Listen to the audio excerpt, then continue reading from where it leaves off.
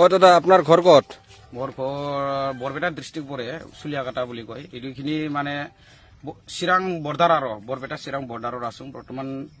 চিৰাং ডিষ্ট্ৰিক্টতে খেতিটো কৰি আছো বৰ্তমান। খেতি কি কি আছে?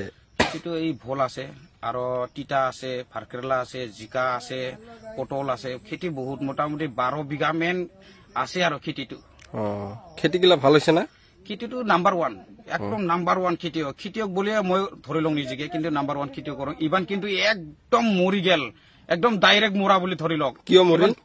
জীৱনতো মানে খেতি কৰি উন্নতি কৰিব নোৱাৰে। ই বছৰত কাও নৰোং বুলি ভাবো, আমিতো নৰোং এইবান। একদম মৰি গেল, কাৰণ কিয় ইবান পানী নাই, বতৰ মানে একদম পানীতো নাই, একদম মিছা পানী নাই।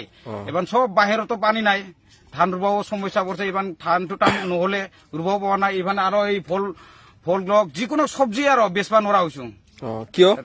এই পানী নাই, মাল আমদানি আৰু গৰম অত্যাচাৰ, কিনা মানুহটো কম, এনে সমস্যা পৰি আছে। মাল আৰু বাজাৰত নিলেও চাহ এনে ফেলাই দিয়ে আহিব লগা হয়। ছাৰ দাম কিমান আছে?